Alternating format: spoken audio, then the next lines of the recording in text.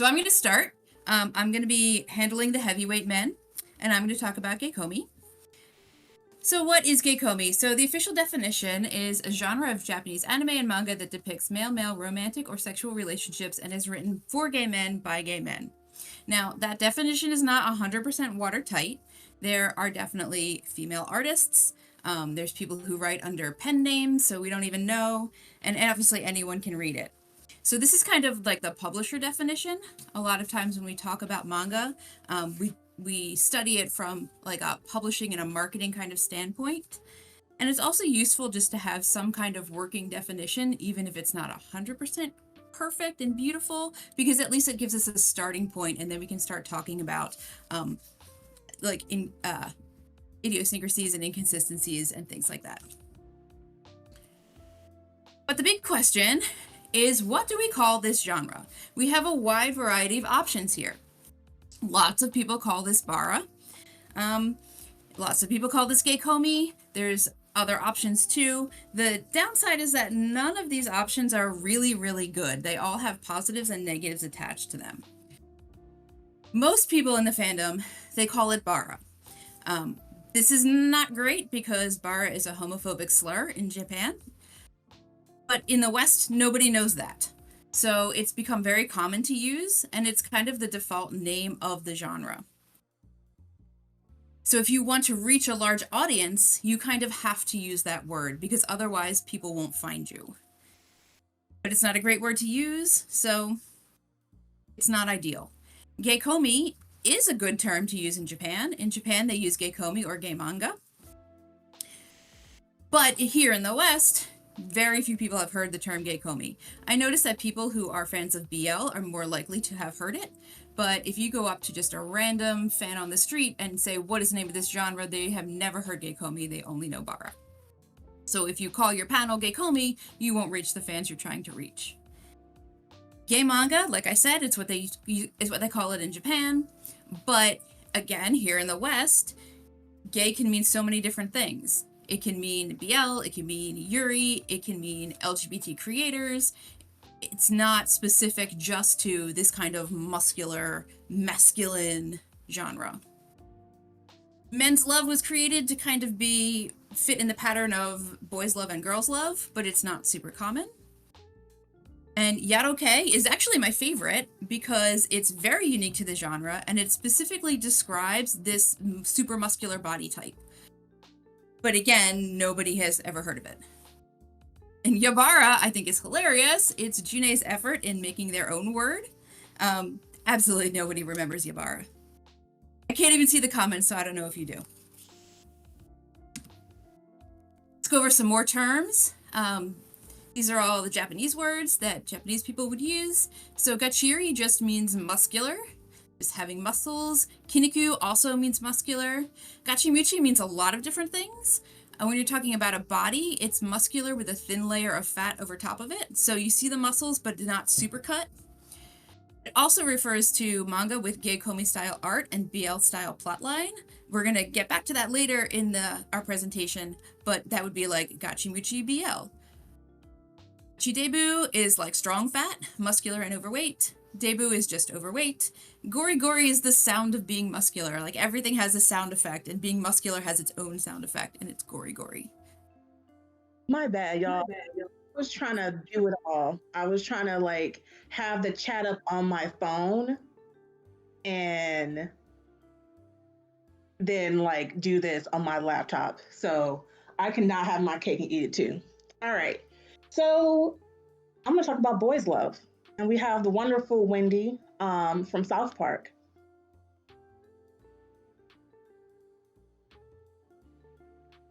Oh, you can move on. Next slide. All right. So what is boys' love? All right. So it is a genre originating in Japan.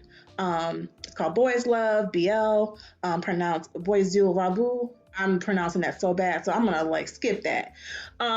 It's one of the most popular terms used to describe male romantic fiction marketed towards female readers. However, there's not just women who enjoy and make BL. People of various genders, sexualities, and backgrounds enjoy and create BL. And I'll talk more about kind of the demographics of like who consumes BL as well. And this information is from Fujoshi.info, which is an awesome site for those of you who are of the academic mind and want to learn more about what exactly boys' love is and just the origins, and also dispel a lot of the, I would call, misogynist and racist kind of critiques it has of it. Next. All right, so here's some terms you should know, right? We in the West, in the Anglophile countries, are usually see the word yaoi when we're going to a bookstore, when we're reading online. These are the tags. And yaoi comes back from like the doujin culture of fan-made works that were popular in the 80s and early 90s. And it stands for Yamanashi, Ochinashi, Iminashi, which is translated basically to no climax, no point, no meaning. And it's kind of a mocking label coined in 1979 to kind of talk about, oh, these are just porn. There's no real storyline. It's just boys fucking, you know? But now it's been kind of encompassed with non-commercial and commercial BL in the West. Then we have some terms about who likes BL. We have Fujoshi, which means rotten woman, rotten girl, which was created as a kind of an insult to women who were interested in BL. They thought like they were rotten, aka spoiled, for marriage, for having kids, because they dared to have a hobby and they dared to have a hobby outside of the home. Then built upon that, we have Funachi, which is rotten boy, so for male fans. And then kind of more recently, and I think it's more popular in the West, is Fujin, which is kind of a non-binary, gender-neutral term for those who consume BL. Some other terms, which I'm sure you are very familiar with, is Seme, which is the attacker. Top takes the more dominant role. Uke, the receiver, the bottom, and takes the more passive role. Now, you may have seen on sites or heard in your reading shonanai. So in its early days, boys' love was called shonanai, meaning boy love, but that has fallen out of favor. And that is because it came about, that kind of label is actually associated with pedantry. So basically young boys and older men. So it is not what many people think is boys love without sex, or the fluff that we like to call it. Boys love is boys love, whether it's fucking or not. Like Harada is boys love, and you got Sasuke and Miyano. Both are yaoi in the West and boys love overall. All right. And then lastly, and you'll hear this a lot, is the shonen, which is a young, beautiful, and often androgynous male character. So often, like, that's kind of the defining characteristic or aesthetic of a lot of BL. It's the beautiful boy. And they really love it. So it's very prominent in Japanese media, particularly shoujo and BL. All right, next. So we're gonna do some history. So I'll start with the origins of Geikomi. So back in the 1960s, there was kind of like a worldwide interest in sex and sexuality, and let's study it as an academic subject. And Japan kind of took that idea and said, cool, let's make it magazines where we discuss alternative sexualities. And of course, they immediately dissolved into just fetish magazines, including gay interest things. And then they started to have little comics, and then that's how we get Geikomi. It just kind of blossomed out from there. There were also a lot of privately circulating anthologies, so you couldn't really buy it anywhere. You had to know somebody who could get you on a list because they wanted to keep it very controlled and very private. When you look at the artwork, it's intended to be like kind of an opposite of BL. BL was at the time very effeminate, very pretty, and gay men would look at that and say, some of them would like it, but some of them would say, like, that's not me, I don't look like that, that's not the kind of guy I like, we need our own thing. So they made Geikomi intentionally to be like the anti-BL. And in the early days, like in the 60s and in the 70s, the themes were very tragic. You would see a lot of S&M, a lot of bondage, a lot of violence, a lot of knife play. These men had these incredible sufferings inflicted on them. But the idea is that they were still very noble despite this suffering. Like enduring up against the struggle. That was what made it sexy. That's what made them manly. And that's what we see in this picture here. Also, there was a lot of traditional Japanese settings as well. So you would still see kind of the more modern day guys, but a lot of samurai, because they were really interested in their history at that time. And the thing that changed it was Barazoku, which I think I saw people mentioning in the chat already. It does literally translate to the Rose Tribe, and it was the first magazine that was really widely available. So you could go into the bookstore like the CVS, the newsstand on the corner, and you could just buy it. Anybody could buy it. And this was kind of really huge because being gay at the time was very closeted. This was 1971, so it was just starting to kind of break into the public view. So a lot of men would be like, oh, well, I don't really know any other gay people because nobody talks about it. But Barazoku, in addition to having short stories and photo shoots and a calendar and ads and illustrations, they had personal ads. And that was really, really huge because it provided a place for men to connect and it helped build up the community. So we have some examples of it here. Like I said, we have ads, we have photo editorials, we have paper dolls. I don't know what a prick up is. I'm not sure I want to know, but you could buy one, I guess.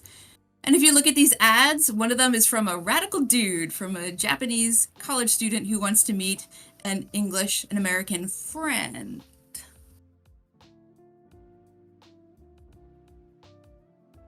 Back to you, Ms. Mayor. All right. So let's talk about some origins of the Bishonen, the beautiful boy. So it would not be a surprise to you that Fujoshi has existed even in the Heian period. And so we see the celebration of a lot of like youthful male beauty in Japanese culture sketches. And female authors celebrate the charms of these aristocratic men in texts such as The Tale of Genji. And also Buddhist priests pen tales about beautiful boy acolytes, Shingo Montagori. And so we see some old-timey gay sex happening here.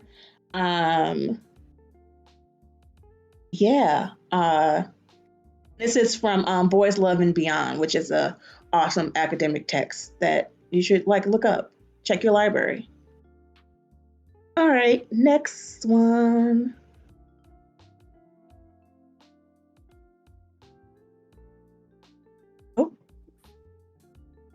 Oh, there you go. I want to make sure it's there. All right, so this interest in male love and sex has been there for hundreds of years. And a lot of it started in the kabuki theater. One of the notable works is The Great Mirror of Male Love, which contains love stories featuring relationships between older and younger samurai, rich townsmen, young kabuki actors. Homoerotic themes were also prevalent in a lot of kabuki theater and puppet theater at the times. And then we have a few terms, such as wakashudo, which is wakashudo, the way of the adolescent boys, and nanshoku, male colors, widely referred to some kind of male-male sex in pre-modern era Japan. And this picture is from actually someone created an anthology of Ihara Saku's Denshoku Talking, which is a lot of like his gay sex stories, and they created a manga of those, like a collection of his stories. Yeah. So we've been here, like this is not new. Ladies have been freaky for centuries, and people have been gay since forever. All right. So let's get to the boys' love, right? And let's talk about the origin there. So the genre was first developed as part of the shoujo demographic. And so when I see a lot of like the discourse of like different demographics not liking certain stories, I see shoujo as BL's mother. It was birthed from the shoujo demographic in the early 70s, really pioneered by the Year 24 group, which is a group of female mangakas who is significantly influenced the demo, and I call them the BL godmothers, Hagiomoto and Takemiya Keiko. Takamaya is a prolific shoujo and shonen manga artist, and she is credited with being the first artist to include a male-male kiss in the shoujo manga, which appeared in her short story In the Sunroom. All right, next. So you wouldn't be surprised, but Takamaya was actually got her inspiration from Barazoku, a friend by the name of Masayama, who lived nearby, and was described by Mato Hagio as Takamaya's brain staff. And so while she was not a mangaka herself, she introduced Takamaya to the male homosexuality for women via Barazoku and a French novel called Les Amitiés Particulières, which is about two young boys in a French boarding school. So you see that DNA coming for a lot of these early proto BLs. Right? And then one of the quotes that she has about her kind of view on BL is like, through boys' love, it is possible to express dual personality, feminine and masculine, that is involved in human beings. And part of the reason why we saw this, like these male characters being in shoujo, is because editors thought that having stories with female leads would not sell or would not be relatable. And so which is, I'm sure many people have their own opinions around that. And so then there comes a need to be like, how do we like tell these stories that explore these wide range of things, which I will get to in themes, with these characters. Also, Takamaya just liked real cute little like young boys. She was really obsessed with the beautiful boy, and that is her aesthetic in her early works. Okay, next. So we'll jump ahead to the 1990s. Oh, why is there an echo again? Okay, so there was a gay boom, the famous gay boom of the 90s, which was just kind of an increased visibility of gay people across all media. So not just manga, but TV and movies, and just an increase in interest in gay lifestyles. We also saw the beginnings of the internet, which was going to be quite the sea change in terms of manga and how we read it and how we buy it. And we also start seeing manga anthologies. So for speaking just specifically about Geikomi now, we had the lifestyle magazines, and now we're starting to see manga-only anthologies. So instead of just including it in the wider magazine, now there's just manga. And the lifestyle magazines themselves started to specialize. So the pictures here are 3 different magazines, and you can almost see just by looking that they're going to hit different demographics. So Buddy, which is the one on the bottom, was meant for younger guys, like in their 20s. And then G-Man was for men in their 30s and guys who liked really, really big muscles. And Samson was for even older men, specifically daddies and office workers.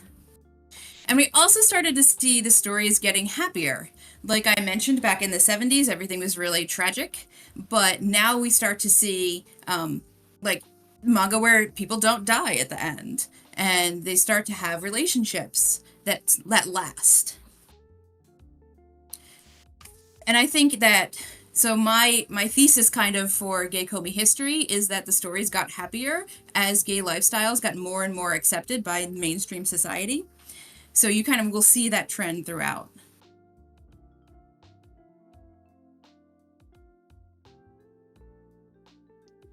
So what the fuck was going on in the 90s for boys love? So we see this boys love boom, and it actually gets a name for its like own demographic and genre. So we see around 1990 and 1995, 30 magazines were devoted to yaoi and that were established.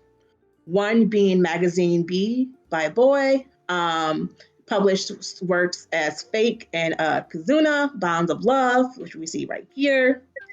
And we also see this melding and seeing the DNA of shoujo and just how queer a lot of shoujo can be. And so we see this with shoujo works, especially those by Clamp, and a lot of like fanzines and fan works from Clamp. So we got Yukito and Toya from Card Captor Sakura. And as I said, Boys Love gets the name. It is no longer Shonenai, and it's starting to just be its own thing and popping up everywhere, particularly in Japan.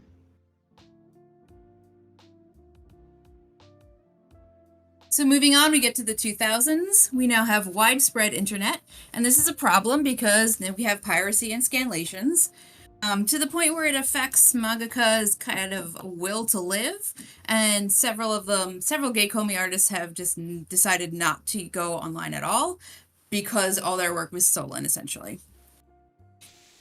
In terms of plot, we start to see some more diversity. It's not just like, oh, they met in a bar and they had a hot one night stand and then we're done.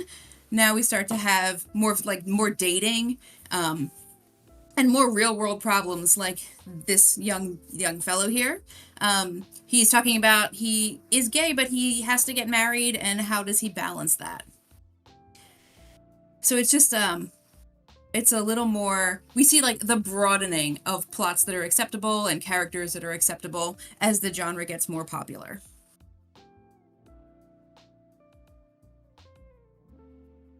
So now we're moving to the 2000s for BL. And now we've got the internet, and the internet will take you anywhere. And that means around the world. And so in the 2000s, we see Yaoigan. This inaugural con was on September 1st, 2001. And at its height, there were 1,500 attendees. Publishing. Boys Love really thrives outside of Japan, and thanks to the internet and Dojin. And so we see this increase in published English works. And publishers are starting to like see BL as like actually something that can be invested in, and there's actually a market for it outside of Japan.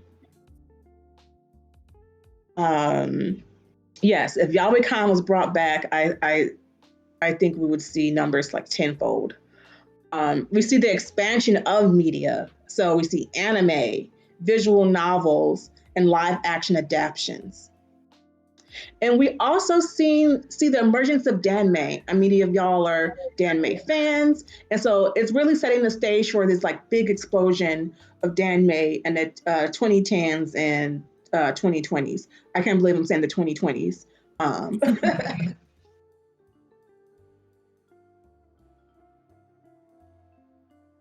So the next decade, we had some big changes to Geikomi. What tends to happen is that things happen in BL first, and then they trickle over sideways into Geikomi. So we start to have dedicated gay interest stores. At this point, there's enough gay people who are willing to shop in a store, and there's enough of an audience and enough of a client base that we can have gay-only bookstores. So Big Jim is one of these, and they have a popular story that no women are allowed inside a Big Jim. If you want to buy anything from them, you have to stand in the doorway, order your Geikomi, and they will bring it to you. Is this true? I don't know. Probably not every store. But I did hear that rumor. When I went to Japan, I didn't get a chance to try it out, so maybe I will never know. Visual novels and dating sims made their way over to Geikomi. They will just increase in popularity from here on out. And we start to see the first Geikomi published in English. So the very, very first one was called Standing Ovations, but it ran as part of an anthology with a really small circulation, so it didn't really make a lot of waves.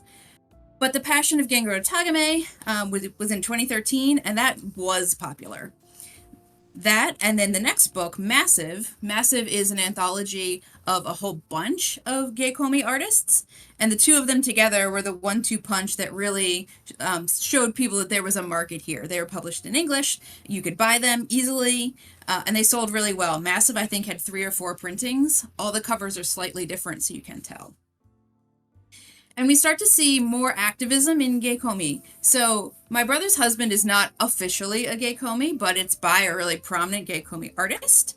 And he wrote it like as a kind of a lecture for straight people, because it talks about gay life and how like gay people aren't actually all that scary.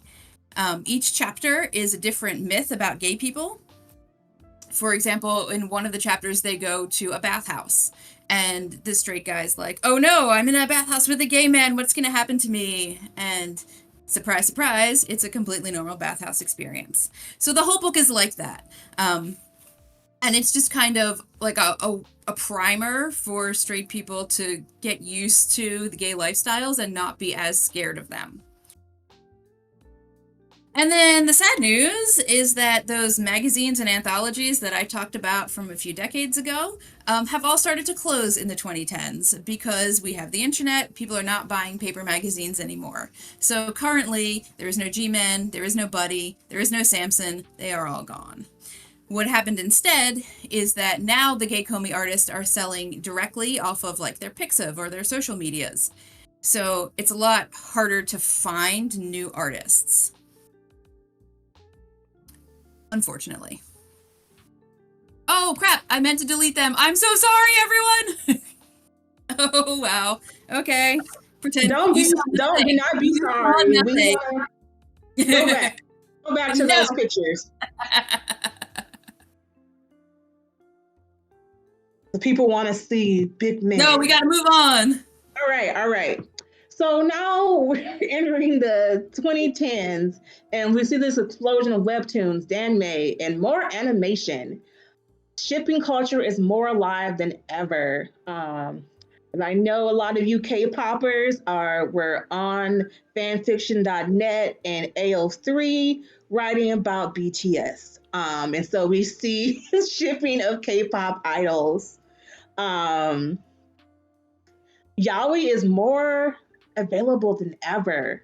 Anime is on New York Times bestseller lists. Streaming services are dedicated to LGBT, BL, girls love Asian media like Gaga Ooh La La, I think Vicky, and a few others.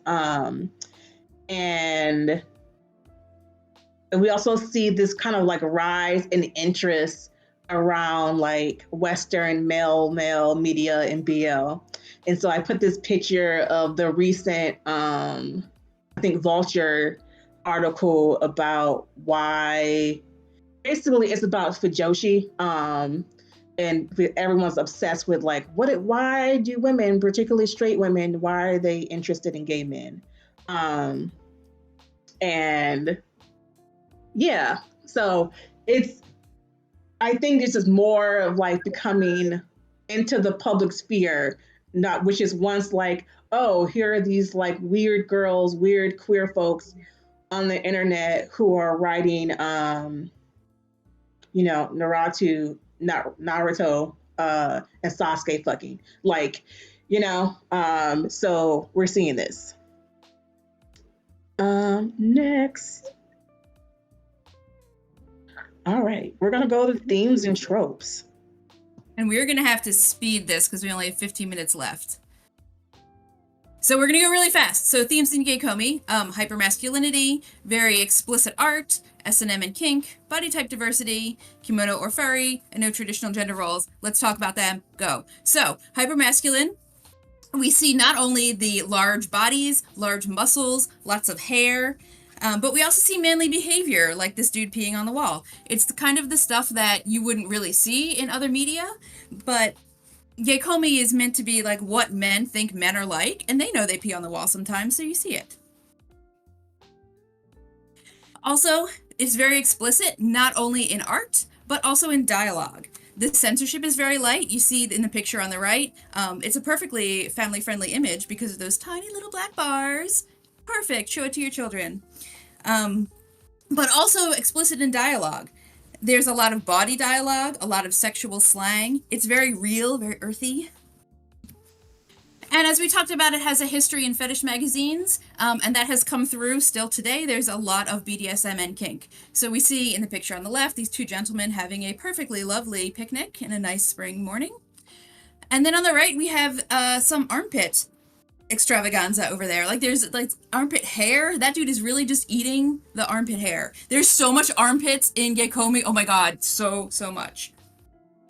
There's a lot of things like that, like if not outright kink, then at least less common sex moves or interesting things. And there's also body type diversity. We focus really heavily on the big muscles, but that's just one fraction of what Geikomi is. There's also the chubby guys, there's fit guys, there's old guys. The idea is that it's supposed to be men who look like you. So there's a wide variety of what men look like. So there's a wide variety in Geikomi as well. And very excited about this.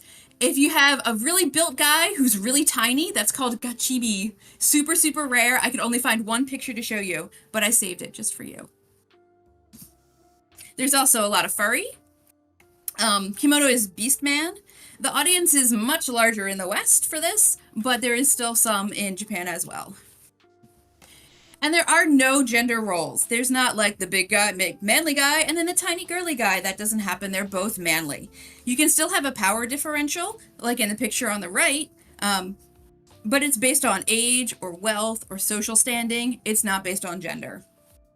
Also, in the picture on the left, we see that those guys are like construction workers, and you see a lot of that. You see a lot of working class people. So construction workers, police, athletes. They're people who have like kind of sweaty, dirty jobs. Nobody is like a poet or a violin player or anything like that. Okay, boys love, go. Super fast.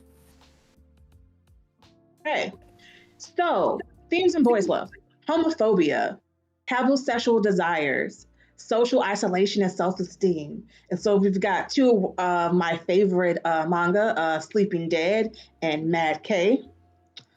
Next.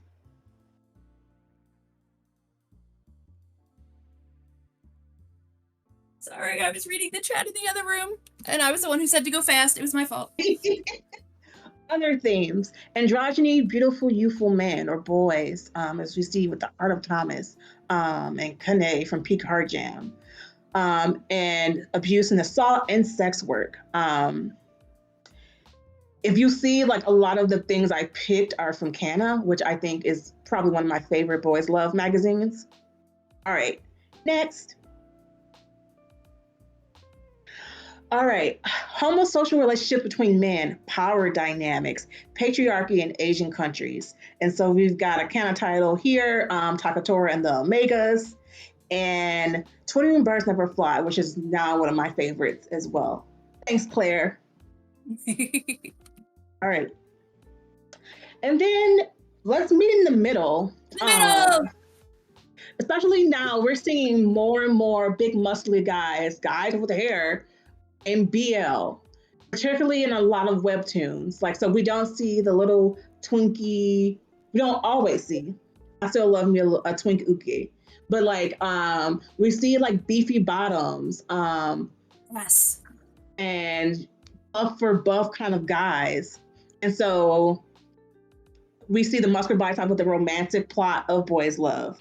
We're seeing these cross-genre anthologies in the 90s, Gamamuchi, Gachimuchi, Muscle Man, or just hard BL with a lot of, I mean, if y'all were there at DL Site's little show last night, you know, and just many new stories that break the small uke big seme mode with beefy bottoms. And here I got incarnated in the BL world of big man boobs. And they are big. I read it. So let's talk about the audience and the reception of these works. Are you first? You're first, yes. I'm first. So who consumes boys' love? And so there's a lot of studies. I think a lot of them don't have enough participants to really say like this is true. So for BL dramas and shows, usually it's female viewers are about 78% of viewers, and that varies by region, right? Male viewers are about 21%, higher than what people actually think. And non-binary and other identities are a growing segment. And 51% of viewers fall between ages 26 and 45. I think it's time to have some new data looked at, especially now, especially because there's so much BL. International versus Western fan base. So Thai BL consumers are about 80% women. Western audience, while still majority women, are more diverse compared to Eastern and Asian audience around gender and sexuality. And 10% of English-speaking market are men. So here are some demographics for Geikomi. I did a little study at conventions to actually survey the population and see what happened. 44% of the audience is male. I expected that. I did not expect the enormous amount of non-binary people, which is 16%, or trans men, which is 5%. And actually, interestingly, no trans women answered my survey. So why? Good questions. 36% of the audience is gay. I expected that as well. 18% bisexual, not a surprise. A lot of ace people though, 14%. And then just for fun, what do you think is the most popular trope? Answer in the chat. The most popular Geikomi trope. Did you guess titties? It was titties. Titties. Wow, y'all are slipping. I don't see any titties in that chat. No titties. Oh, that's the first time no one has ever wanted the titties. Wow, the world is changing around me. All right, so we're gonna poll y'all, right? So you can either enter this link or scan the QR code, and it's gonna take you to a survey as to why y'all like this stuff. Why y'all like to see men bunking? Why are you the way you are? So we're just going to finish out our last couple slides and then we'll come back to this poll. So I wanted to advertise myself. My name is prodigalfujoshi. You can follow my Blue Sky. I also maintain a different Blue Sky that's Bara Librarian, which is for updating all of the Geikomi releases in English. And you can follow me on Blue Sky with FujoshiMayor. Also, I'm on Tumblr for folks who are still there. And then if you want to hit me up on Discord, I am Venus and Honey. And we are both part of BL Philadelphia, which is an in-person BL club for the Philadelphia area. You can join our Discord. You can join us on Facebook. We're not really on Meetup, but it's there. If you need a link, you can just contact me directly. So we'll jump back to this and then, oh, wait. Any questions?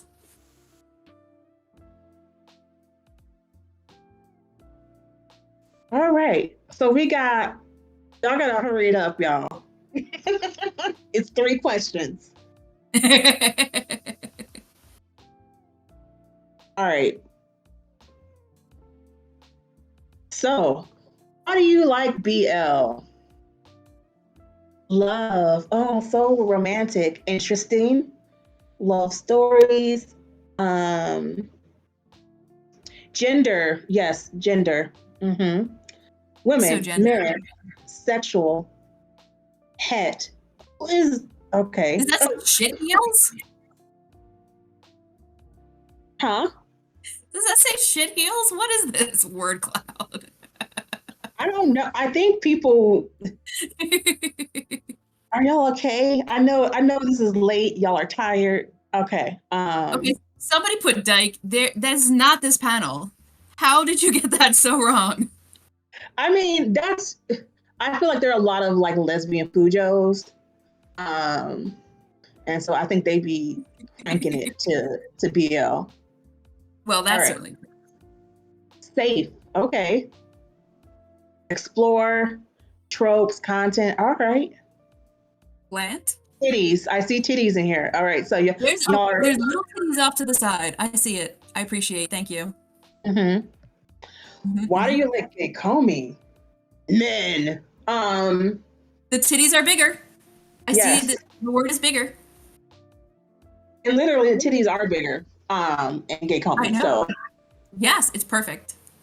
Authentic experience. Okay. Macho, rarity, men, beefy, big, diversity, hairy, queer, BDSM. Lanky.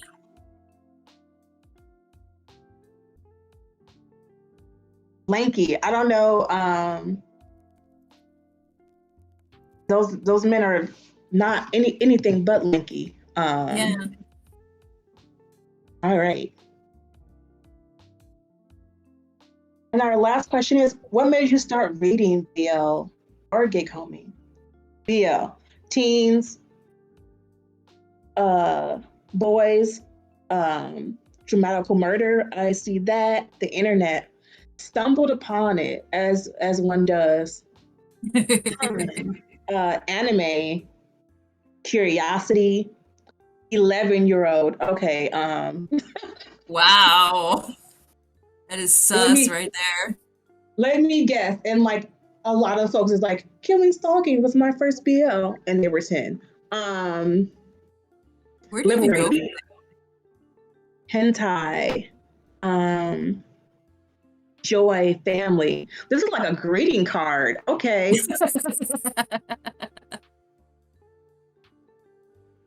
Yeah. Scanlation, you got hooked. Can I ask you a question? If you found this through anime, what anime was it? Because I've noticed that for Geikomi, there's 2 big gateways. But you guys are probably all going to answer BL answers.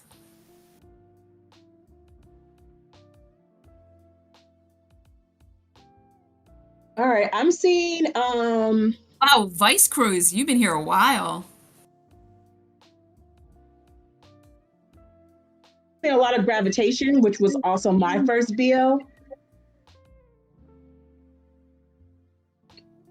There's a Yuri question on that I want to Ice.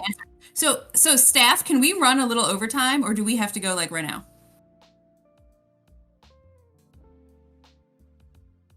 You can just type it in chat. We're not running you off the stage immediately. I don't think anything is on here next. Okay. Because somebody asked, is there a Geikomi anime adaptations? And there is one, and exactly one, and it is so horrible, I can't recommend it to anyone. But do you know the Yaranaika meme, right? Who remembers the Yaranaika meme? With like the weird face, like the sex face? So that is the anime. And it is not 18 plus at all. It is in all ages. Kusumiso technique. It is animated. Yes, it is. It ends horribly with mass death. Watch it if you want. It is not a successful adaptation of the source material. But it is a Geikomi anime that exists. Literally everyone dies. In the worst possible way. I just wanted to say that. But we haven't done questions. What questions do you guys have? Yeah, I see the Yaranaika meme. There it is. People posting it. Yeah. Lots of people posted it.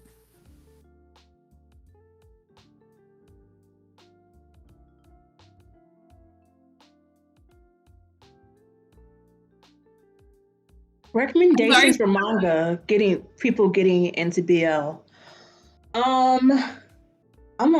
I think Sasuke and Mino is great for like someone who's like, well, I'm not ready to like see like sex, and kind of want to see it more fluffy. I Pink Heart Jam got me back into BL. That's what I was going to recommend. Yeah, so you got sex, you got the beautiful boy, and the kind of puppy, the golden retriever Seme, and it's music, and I think it's like perfect for a good first BL.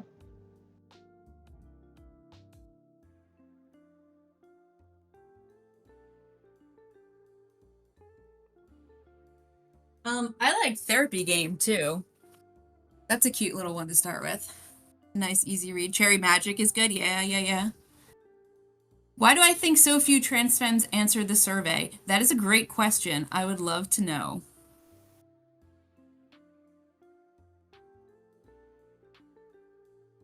There is a question that I wanted to ask about that too. I noticed that the trans men who answered my survey, it was like a huge percent, much higher than in the normal population or in the anime population. So if any of you are trans men and want to tell me why you like Geikomi so much, I would love to hear it. It's my little commercial.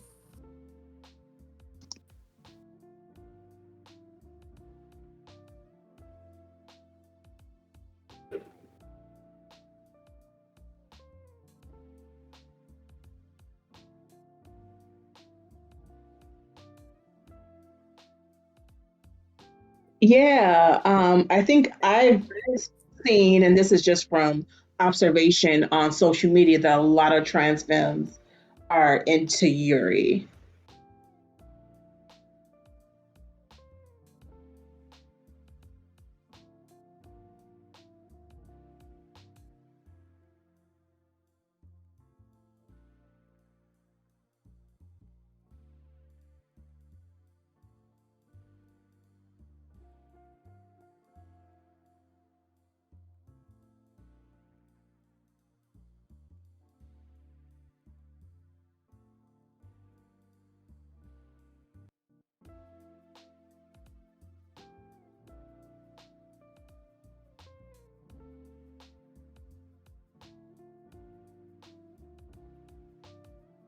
I've seen a lot of good answers. Thank you. Thank you for participating.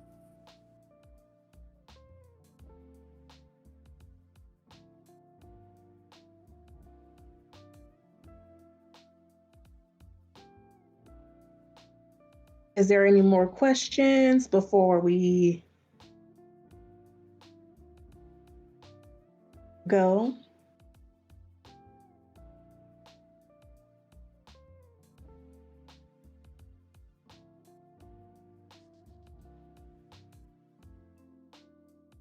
Sorry for our technical issues.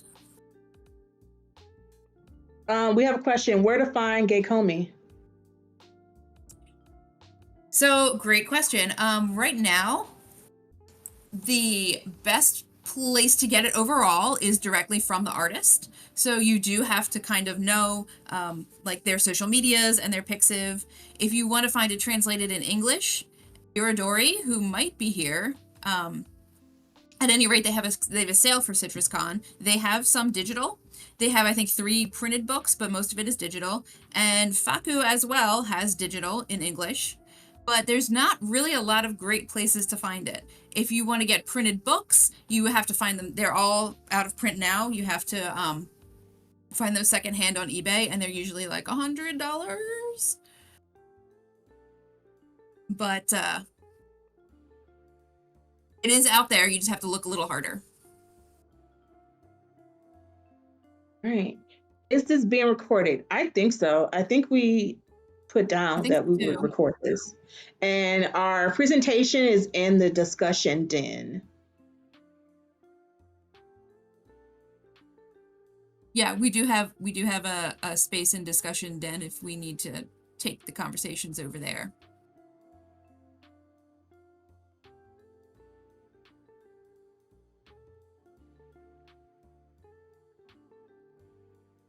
We still have time for more questions because we can answer what our origin stories are.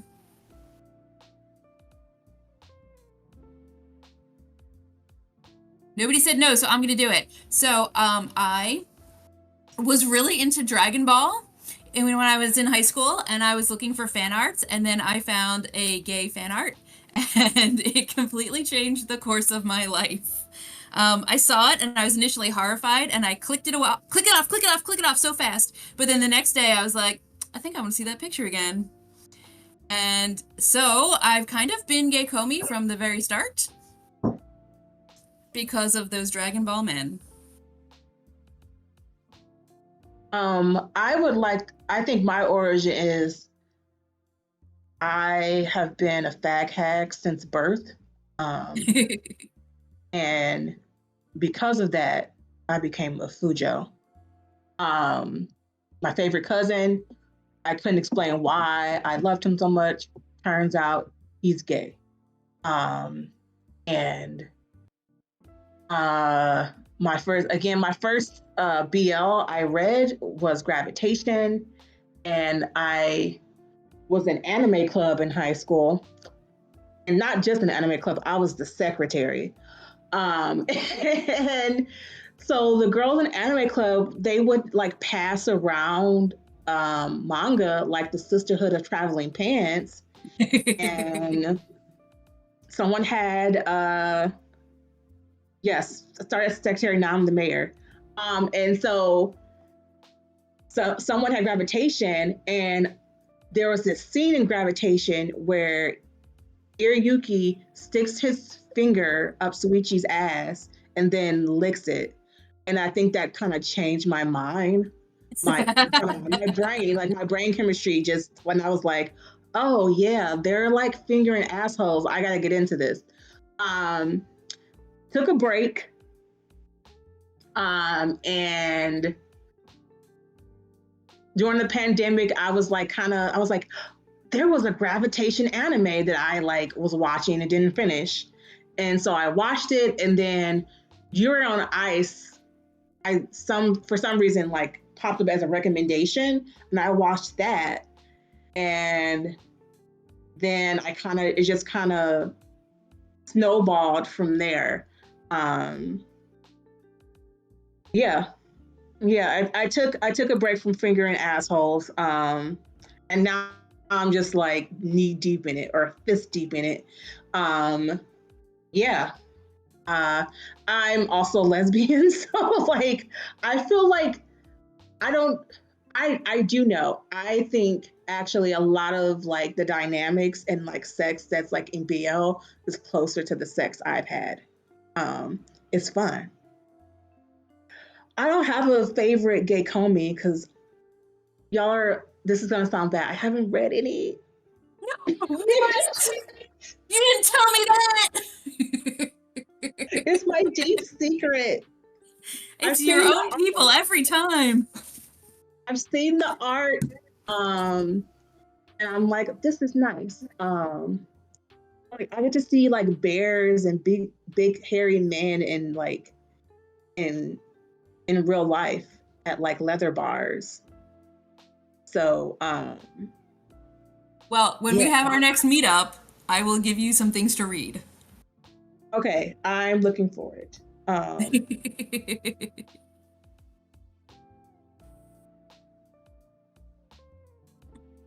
But somebody, for my answer for that question, what's my favorite BL? It's MADK.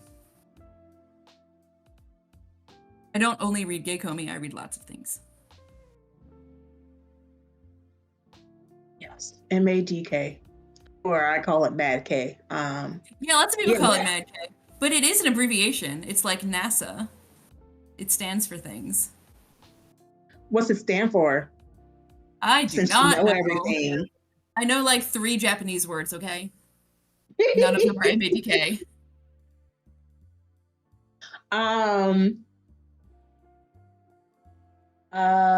What else? I feel like people are calling me out. Okay, like when we go back to the Discord, people give me recommendations of things you like. I'm pretty down to clown. So like I'm not into shit, but like I could read it, you know?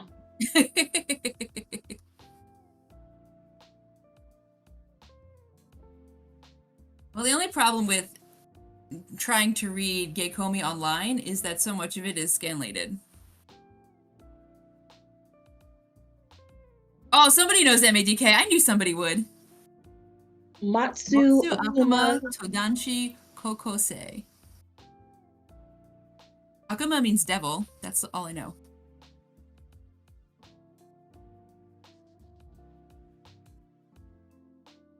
Vincent says he is the deviant in all his circles. Somebody put MADK means meaty ass demon knots. That's amazing. How did I miss that the first time? Oh, there is a question. Do you plan to learn Japanese? You know, if I started learning Japanese the first time I wanted to do it, I would be so good at it now. So I always tell myself, yeah, I want to learn it, but I probably will not. That's just not going to happen for me this lifetime. This life. Maybe when I get reincarnated, I will learn Japanese. But I am currently trying to learn French and always learning English because English is a tough language, even for someone who is, yes, Claire just putting my business out there. Yes, English is rough. But yeah. If you are in the southern New Jersey, Delaware, tri-state area, reach out to prodigalfujoshi or me. You know, let's hang out at a Q Cafe in Philadelphia and talk about. That's true. You don't have to live in Philadelphia if you can get there. Yeah, exactly.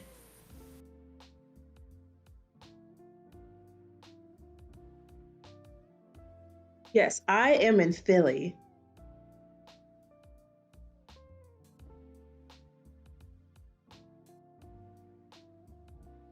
I also like the gutsy demon pun as it scrolls by really fast.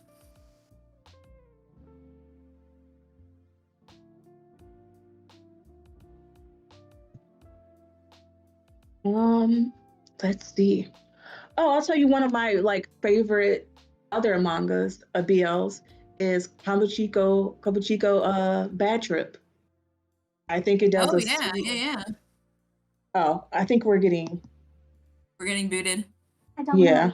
know but we are going to need this room for the emoji testing game. So I'm going to run everybody to the discussion boards, so we can all keep talking about needy men, because yes, please. But this way we can have the stage ready for everybody else. Thank you for your help, Ludo. Thanks for Thank coming, you. everyone. Thank you.